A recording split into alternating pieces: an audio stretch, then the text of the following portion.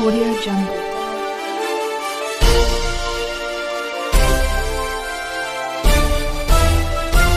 Audio Jungle.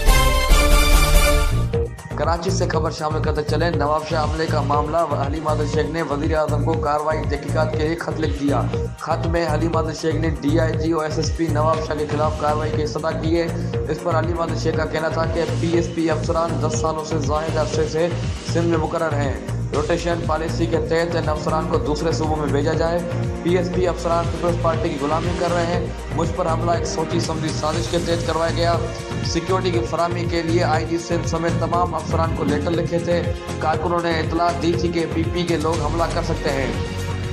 DIG Nawab Shah Irfan Bloch SSP Saud Maksi को आगाह किया था कि पुलिस अफसरान ने मुकम्मल सिक्योरिटी की यकीन दहानी कराई थी। नवाब शाह पहुंचने पर पुलिस गायब थी, किसी किस्म की सिक्योरिटी नहीं दी गई। DIG इरफान बलोच सिंध में से ज़्यादा अरसे से मुकर्रर है। 10 साल से ज़्यादा अरसे से सिंध में मुकर्रर PSP अफसरान को सूबे बदर किया जाए।